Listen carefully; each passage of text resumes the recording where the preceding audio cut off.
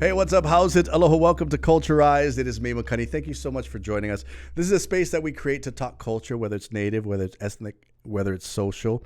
I just believe that if we understand a little bit about each other, that we're all going to get on. And episode today is going to be really cool because I thought to myself, it's going to make me sound real uncle, real dad, but how many of you understand your kids? How do we always hear these terms, these millennials today, these kids today.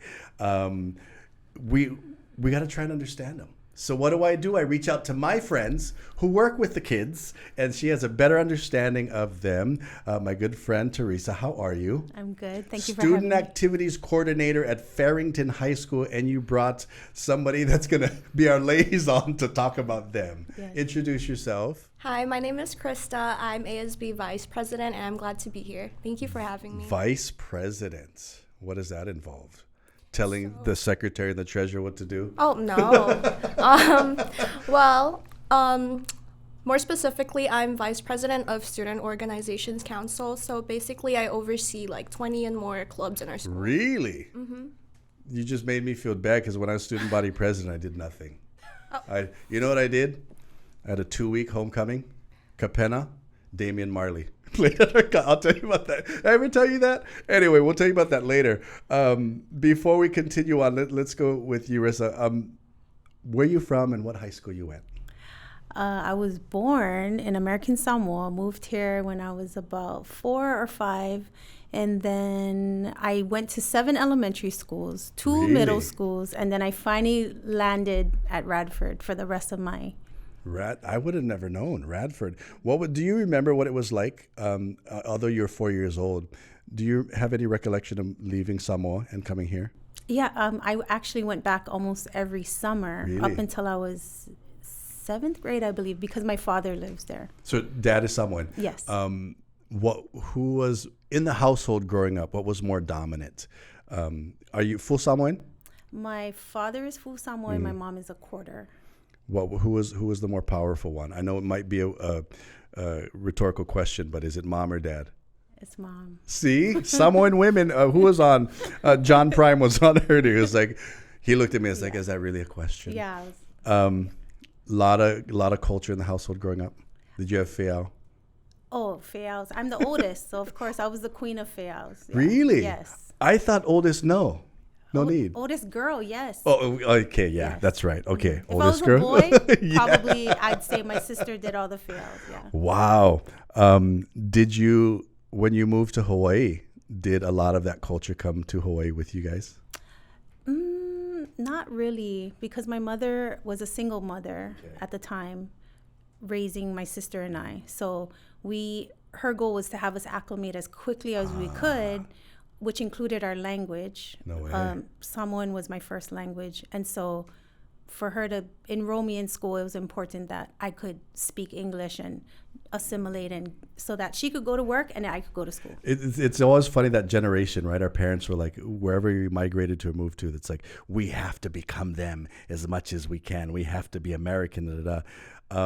While that was happening, did you realize that, I mean, I know you were young and you were getting older, but you realize that maybe there's some Samoan things I need to hold on to. Are there cultures, customs, and traditions that you remember that you take into your adult life today? I think one of them is the way I parent. Ooh. And even the way I teach. I think Christa can say if that's wrong or not. What do you mean? You fussy all of them? No, I'm kidding. Well, they're Filipino, but they all know what sasa spoon is. They know what funny, sasa is, right? and I'll just leave it at that. But yeah, it's just the respect, making sure that there's a level of respect, and taking care of your place, no matter if it's a work environment, home environment, and then just being able to learn to tolerate one another. Like, I don't expect you to be friends, but you're going to have to learn to work with each other. I love that. Tolerance is something we don't have today. If you're joining us, this is Culture. As we're going to come back, I want you to think about your ethnic backgrounds, what it was like growing up. If you're joining us, that's what we do. We are going to jump into the culture of kids today. It just sounds so weird because I sound so old. Oh, we're going to find out about kids today. But we're doing that. We're hanging out with Farrington High School right here at Culturized. Bringing you what matters. Viewers can receive the Star Advertiser digital full access subscription for just $9.95 per month. Go to staradvertiser.com and click on subscribe. Use the code AHAITHING. Long's Drugs is always here for Hawaii, providing your family with their local favorites, accessible health and wellness services to keep you safe and healthy. Make Long's a part of your day. Hey, what's up? How's it? Aloha, it is me, Makani. Welcome back to Culturize, getting to sit down with Student Activities Coordinator at Farrington High School. But now we also want to talk with their Farrington High School Student Body Vice President, as we all do in Hawaii. I don't know if you guys still... I sound so old. I don't know if you guys still do that today, but... do you guys always, when you meet somebody outside, oh, where are you from? What high school you went? Obviously, Farrington High School. Yes. Where'd you grow up? I grew up in the Philippines. Really? I actually moved here when I was 10 years old. And how old are you now? I'm 17. So you've been, okay. Coming from the Philippines here, where in the Philippines were you? Manila. Coming from the Philippines here, I love this whole how organically it's happening. We've come from different places. What was it like moving from there to here? Moving here, I was definitely like culture shock. Culture really? shock and very, very shy. English is my second language, and coming here, the classroom environment was very different because, in the Philippines, in most Asian cultures, it's disrespectful to challenge authority. So you can't even disagree in class, or if a teacher really? says, does everyone understand? And you'd be like the one person raising your hand, you don't understand. Everyone else is too scared to admit it. Just things like that. But when I came here, in the classroom, my teachers really wanted opinion out of me, and to me that was very hard because I was school in the Philippines taught me to be quiet. Yeah. So that school wise, so where'd you go as soon as you got here? What school did you go to? I went to Kalihiuka Elementary School and girl, you were right in Middle there. School. Wow. Philippines straight to Kalihi. Yeah. Perfect. Right? Okay, so let me ask you this question. When did you start to realize, did you already have family here? Yes, okay. My dad's side. So the transition wasn't too bad, but did you realize, or is there even, in your opinion, a difference with Filipinos from the motherland, right, and Filipinos here in Hawaii? Because the reason why I ask is, it's a few seasons ago, we had a professor from UH, a professor of Philippine Studies, and he talked about the differences with West Coast Filipinos, California, East Coast Filipinos, Hawaii Filipinos, and Philippine Filipinos. Did you notice differences? I mean, little. I don't know. What would he say? Do you guys remember? What was his name? Oh yeah, Dr. Bautista. So this is what he used to say, or what he was saying through his studies. California Filipinos are sometimes a little bit high maka, better than everybody, right? The East Coast Filipinos, same thing. And then the Hawaii Filipinos were right in between. They're very prideful. Mm-hmm. And then he said the Philippine Filipinos didn't like all the other ones. What was it like when you realized there's Filipinos in Hawaii that don't speak Filipino? For me, it was very weird because when I see other Filipino people, I'm used to speaking Filipino to them because that's how I grew up. And then I also learned that some Filipinos that move here, they just forget their language over time, and that was very shocking to me. Really? Because before I came here, I was 10 years old, but at that young age, I vowed to myself, I don't ever want to forget my native language because it's part of my identity, it's part of who I am, and growing up, if I start to kind of erase that part of me, I feel like I'd have an identity crisis. So. And we thought we knew them.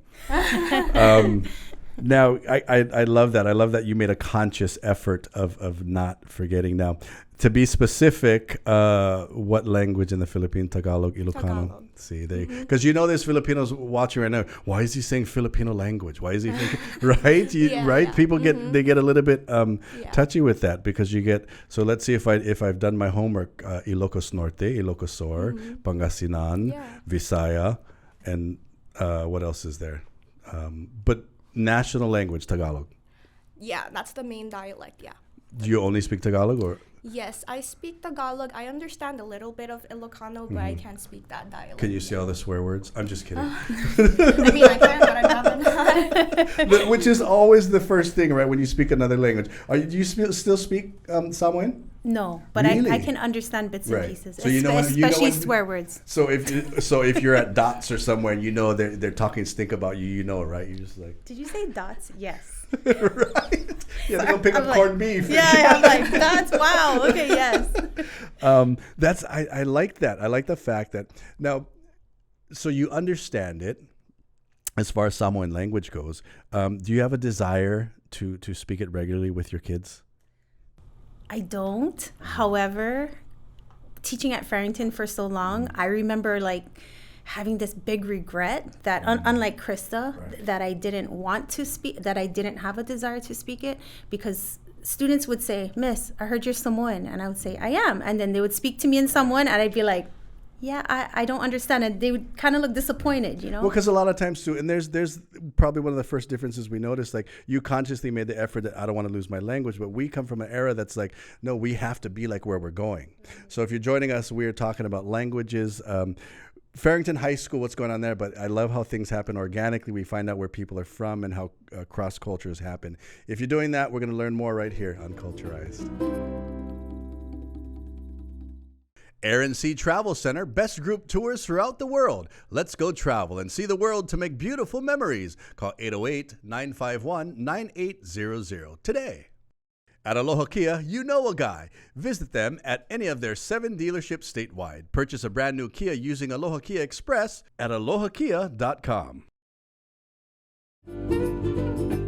Hey, what's up? How's it? Aloha. Welcome back to Culturized. It is me, Makani, creating the space, talking story, Samoan born, now living in Hawaii, student activities coordinator for Farrington High School, Philippine born, now living in Hawaii.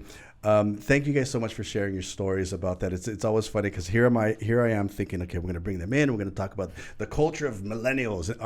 What is millennials? What's the? They're Z. Is that Gen Z, yes. What? So millennials are what age? See, I am so old.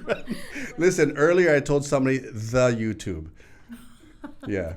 So Gen Z is you guys now. What were we? X.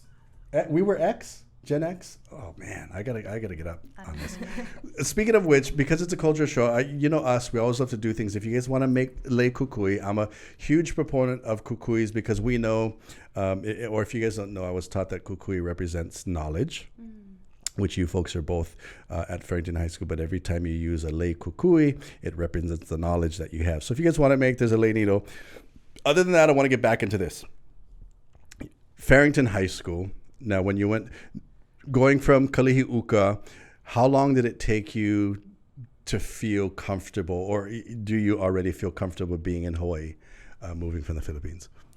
At first I did not feel comfortable because, again, like English was my second language and the kids here are a lot different, you know, they're American and I'm from the Philippines. I was very scared of like fitting in. Am I gonna wear the right clothes that everyone is wearing?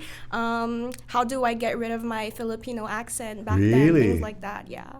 See, those are a lot of times those are things we don't think about, and so you're not even thinking when you first move here even about school. Am I gonna understand this? You were thinking about just fitting in, clothing wise, personality wise.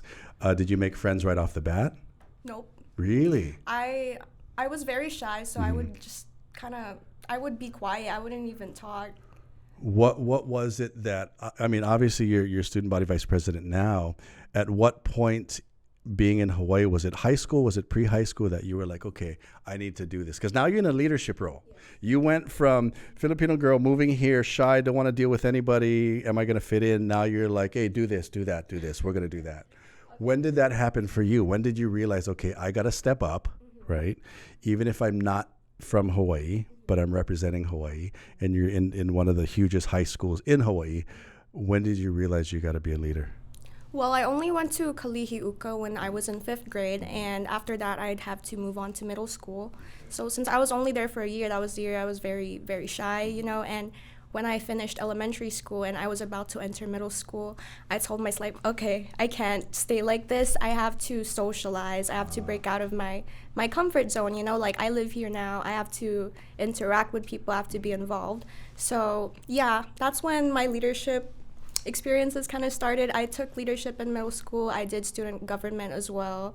And I just put myself out there. Was that a conscious effort, or was that something like your parents were? Because I mean, like you said earlier, how you're raised in the Philippines to be very obedient, to not go against authority, to not do this. Now that you moved to Hawaii, were your parents like, no, you have to do this, you have to do that, or that was a conscious effort? No, I think I need to step out of my social comfort. Because were you on social media at the time? Are kids on social media at like middle school? Are they?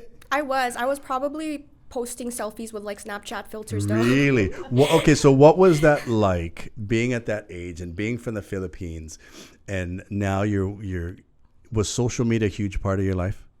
Yes. Really? It was. What about it was we'll think about this when we come back. What about social media? What drew you into that? Was it a medium to put yourself out there to meet people, or was it a medium to look at other people and say, I want to be like them, or was it truly I want to meet people on social media and have friends? Think about that when we come back. So we're talking about the culture of teenage Gen Z, the culture of Gen Z. I just learned something today. Now I feel even more dumb. This is Culturize. For all your money needs, Hawaiian Financial Federal Credit Union is here for you. Visit hificu.com. Windows Hawaii. Windows are not only designed to beautify your home, but also to make your home more secure, energy efficient, and virtually noise-proof. Contact Mario now for your free in-home estimate. 808-671-0808. What's up? How's it? Aloha, it is me, Makani. Welcome back to Culturize. We're sitting down and we're getting into the mind and the culture of Gen Z. And I know you guys are watching right now going, Gen Z, look at you two. Easy. This is how it's done. Student activities coordinator. If you have a student or a child in school, I just got to say this. When did parents start blaming teachers for their kids? I almost said stupidity, but you know how it is, because when we were young, if we did something wrong in school, we feared our parents. Now it's like the parents are like, no, it's your fault. You're the teacher. Anyway, I just had to put that out there. So student activities coordinator. So you are an adult that is in the trenches with the Gen Z, because you've now been at Farrington how many years now? 24. Really? I know. Here's something you didn't know. When I used to do radio, we used to do... I did my first, what did we do? We did at Farrington. I would bring groups, reggae groups, and we'd sneak onto campuses and we'd throw concerts. Yeah. She was the first one that let me do that. So I can't believe it's been 20 something years. Anyway, so we're getting back to Gen Z. Share with us, Julia. Julia's on the side. Educate us on Gen Z. What age group is that? Okay, so that's anybody who was born between the 1990s, like mid to late 1990s to the early 2000s. 1990s to early 2000s. So they're like anybody like now to like 23, 25. Wow. Okay. I know. Okay, so now we're understanding them a little bit better, and that's what this is all about. As a student activities coordinator, we'll get back to that question, but as a student activities coordinator, how difficult is it? Because now every 4 years, you're learning about a different generation, because high school generations are 4 years. Correct. Have you seen in your 24 years at Farrington, do you see huge changes? Oh, absolutely. Really? Yes. Better or worse? Both. I just think it's relative to the time, to the times. Social media become a huge part of now teaching, or is it one of those things like when we were in school, no Walkman, no this or no that? Because every kid has a phone. Right. Are we to the point where it's just like, okay, they just have their phone and let's try and involve the phone into teaching? Sometimes when I do seminars and workshops for kids, I try and utilize them having the phone. Correct. Right. I'll be like, if I'm teaching you something, first person to Google this. So now they feel comfortable with their phone. Are schools still anti-phone? I think for the most part, yes. However, I wish we would really keep up with the times and use it more as a leveraging tool, because I find that the way I integrate it, I mean, and again, Christa can keep me honest. I just feel like it helps them stay engaged because we're using tools that are relevant to them, and instead of making it off limits. See, I like that. But you were always ahead of the game when it came, because there's a huge, I think, as a student activities coordinator, it's difficult because, yes, as a teacher, don't get me wrong, that teaching is not difficult, but you're not only teaching them, but you also have to deal with their personal lives, because people tell you everything. Kids tell you everything. Back to social media, for you, what did you use social media for? I use social media mainly to fit in. Really? Yeah, everyone had Instagram. I wanted to get on Instagram. The girls were posting them Snapchat selfies. I wanted to get into that too. Did it work? Did it help you in your mind fit in? Did you make friends, true friends, through social media? Or can you even make true friends in social media, in your opinion? In my experience, it didn't really help like my real life, like social interaction, because in my head, the social media platform helped me make friends there, but I would rely on that for self-validation. And so in real life, I still wouldn't interact with people, because in my head, I was like, I have my social media, which wasn't really healthy. Self-validation via social media is a huge thing. How think about that. We got an extended can you guys hang out for a while? Yeah, this is getting good. I want you guys to hang out. If you're joining us, I want you to head over to the YouTube and hit us up on Facegram and Instabook. Wow, that just totally whose uncle is that? Hit us up on YouTube. We got an extended version. We're going to sit with them too. We're going to get a little bit deeper into the culture of Gen Z. So if you're a parent, you don't understand your kid, come on, let's talk about it. This is Culturized.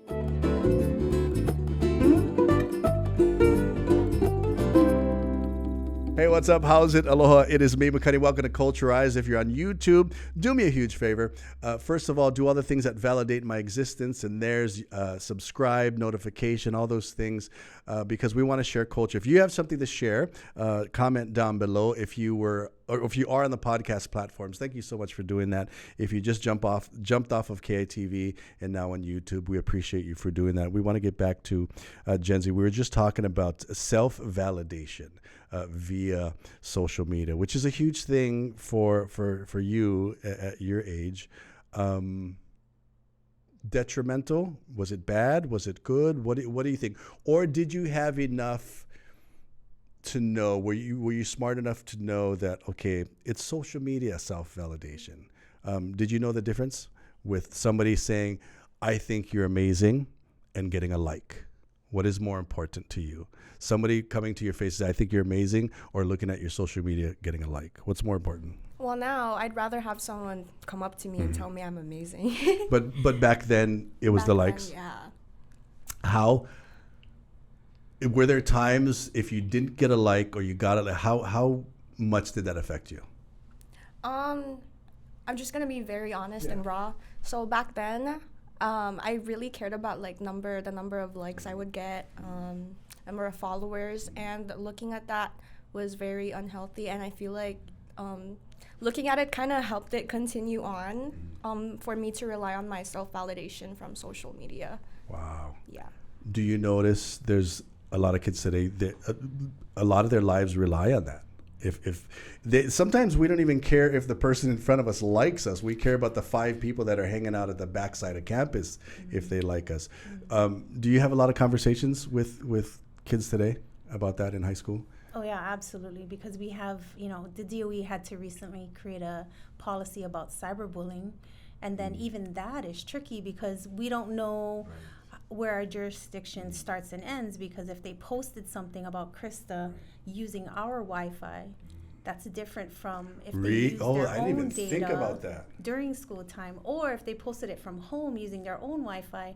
So it's still so muddy. What? Yes. So that's why. Okay, so there's another good thing. If you're watching and you're a parent and you're in school and cyberbullying happens and things happens, so quick. I see that parents are like blaming the school, but they don't realize there's so many.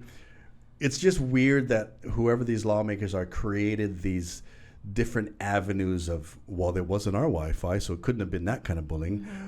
So we don't take the blame. I didn't realize that. Cyberbullying is a huge thing. Have you ever been cyberbullied? Yeah, Really? I have. Like what kinds of things? Well, back then, what was really popular, like people would send each other anonymous messages, and I was like, I like to follow trends back then. Right, of course, we all do.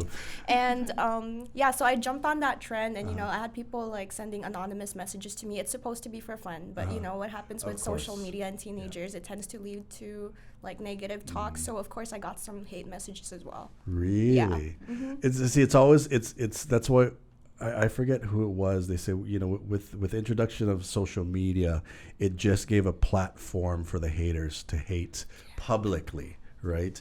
Is there things in school? We talked about cyberbullying. Is there things in school now? Like, I'm going to make us sound old again, but we had home ec, right? Did you bake? Did you guys bake in high school? And so, right? Yeah. We had that. They don't have it today. But that in our time, that was them keeping up with the times of us, like how you talked about. Maybe we should use their phones as part of education tool. Are there classes or things that kids have to go through, not as electives, but to understand technology and cyberbullying? Are there things in schools right now about that? Besides, what did we have? Music with a message, right? We had those things, which is maybe once, but I think today, is there anything that talks about that? Like cyberbullying, social media in and of itself? It's just administration bringing them into the auditorium, showing them a slide deck and saying, don't do this. This is chapter 19. Really? Yeah. So it's basically, say, Gen Z, this is how we think. We're going to tell you what to do instead of saying, how would you guys send the message? Correct. Yes. Wow. Right. See, there's another one. You got to create from your point of view. How would I tell these other people in our language, in the Gen Z language, right? Not Uncle McCunny's the YouTube. How would I teach them to do it? If you guys have any questions about Gen Z, if you don't understand your child, what is comment down below. Is there a topic for you, because that difficult to talk to your parents about, but easy to talk to, like Theresa about? I'd say for me, it's mental health. I feel like in Filipino culture and most Asian cultures, mental health is unfortunately like not an appropriate. There's nothing wrong with not an her. Appropriate topic for discussion. But that's something I can definitely talk to Miss Shulbert a lot, because what I really like about Miss Shulbert is she gives us credit. Sorry, I'm calling her Miss Shulbert. I'll call you Miss Shulbert now. I'm used to calling her Miss Shulbert, but yeah, she gives us credit not just like as students, but human beings as well, and yeah. I always say that we got to grade students on who they are, not what they know, right? So mental health is a huge thing for you. And do you see it with classmates of yours? And are you comfortable now? Can you still talk to your parents about mental health, or it's still kind of a, you got to go? Well, it's definitely better than before. When I first started learning what mental health was, and I wanted to talk to them about it, of course, it's like something I've never really brought up. They're unfamiliar with it, and it's also not very embedded in our culture. It's like, what do you mean something's wrong with you? Yeah, they're like, that's not real. But then over time, I feel like similar to how I slowly adapted to living in Hawaii, my parents slowly started to understand that, and I'm very grateful for that. If you could put, and not to focus on negative, but if you could pick a topic, maybe the top 2 topics in high school and for Gen Zs, we're talking about mental health, what other would you put at the top of a Gen Z's list of problems that I can't talk to my parents about? Mental health is one. Your parents aren't watching, are they? Now they are. What do you think it would be? Not just for you, but just in general with the friends you know, conversations you've had. So you have girl talk, right? You always have girl talk, and oh my gosh, I got to tell you this or that, right? Is it boys? Is it sex? Is it sports? Is it what are things you can't talk about, or you have a difficult time talking to your parents about? Sex. I was contemplating whether or not that's appropriate to bring up. It's always appropriate. But that's the thing, right? Because you're surrounded by a bunch of adults. You're like, well, I'm going to tell this guy, right? But again, kind of the point of this whole episode is we need, as parents, we think you guys are perfect, right? Most times. So we think that, they understand sex. They're mentally okay. We just think that because we have this pride about them. Nothing's wrong with my kid, right? If they've never talked to me, then they're okay. So parents, 2 topics: sex, mental health. I would put mental health first, right? You got to make sure your child. And Theresa, do you notice in 24 years of being in the education system, and I know you've been even far before that, do you see mental health in kids today getting worse or getting better, or it's just you don't even know? Well, we were just talking about this in class the other day. I always tell them that I'm in awe of them, of this generation, because unlike our generation, where exactly what you said, we don't even really tell our parents that something's wrong with us. We just go with the flow. I like that they're able to advocate for themselves, and it still just blows my mind that they will say, they'll text me, "Hey, Miss Shulbert, like, I'm really overwhelmed. I'm not going to be able to come today." And I love that, because I would have just sucked it up, look like I can handle, and just go for it, right? And cry in private. Exactly. Yeah. Is there ways in as an educator that you would tell your students? Is there a way to approach, from your point of view, approach your parents and say, "Hey, I'm not feeling it today"? What's a good introduction conversation? Ooh, I don't know about that, but what I do is I do teach them to lead from the inside out, and so I teach them about like learning to acknowledge if there are any toxic cycles that they're currently in, and then the honest truth about, hey, when you're 18, you can no longer blame your parents. Like this. Ooh, say that again. Once you turn 18, you can no longer blame your parents, because now it's your life. So yes, you're now acknowledging what has happened. If you don't like it, do not repeat it. Now you're responsible. I like that. Right? I like that. That is what I say. Okay. I like it. Is in your opinion, Christa, as a Gen Zer, how would you initiate a conversation? Or just say if one of your girlfriends came up to you and was like, "Oh my God, I got to talk to my parents about my new boyfriend." Like, what would you say? Just tell her you got a boyfriend. Mm-hmm. Personally, I resolve a lot of conflicts through talking. Nice. So, first resort that I would tell a friend would be to try to have a heart-to-heart conversation with their parents. And if that doesn't work, well, at least you kind of told them to a certain extent, and it will sit in the back of their mind, even if they don't show it. So plant the seed. I like it. And even if there's no changes, I mean, at least you know what is right and what's wrong, and now you can practice that. Okay, so there's so much more I want to learn and talk about Gen Zs. And first of all, continued success in what you do for all the kids. Student activities coordinator. Of course, I'm biased too because I was student body. All these stuff. It's just weird because. So I'll give you some ideas. So. Yes, I won by popularity because I was the first student body vice president that was not on the National Honor Society, that didn't have 3.0. I just went for the 2.0. I just wanted to play sports. But here's something you can convince her about. I turned our 1 week homecoming into 2 weeks, opened up with Capenna, ended with Damian Marley.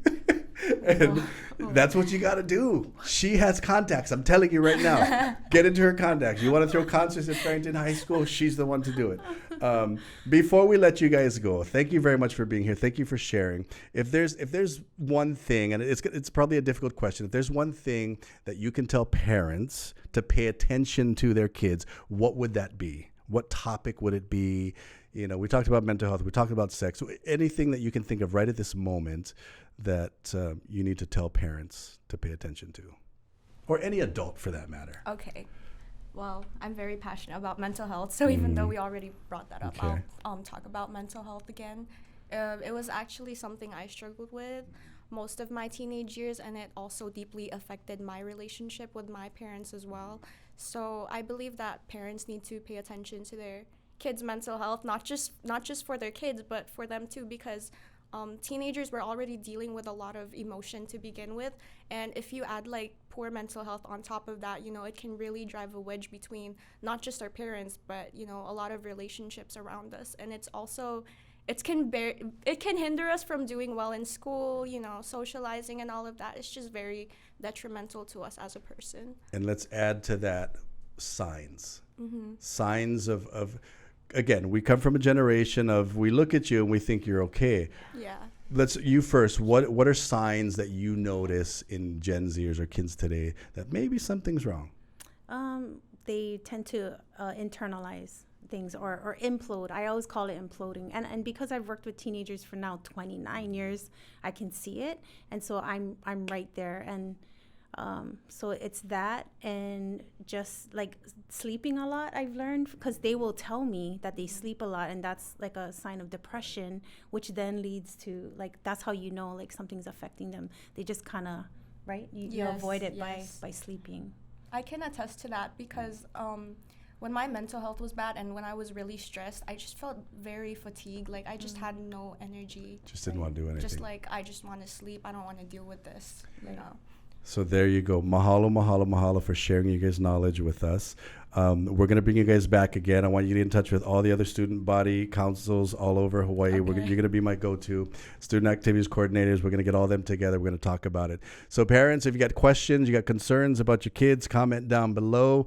These two, they're at Farrington High School. You want to reach out to them. Doesn't matter what high school you go to. This is what it's all about, learning about each other's culture right here in Culturized.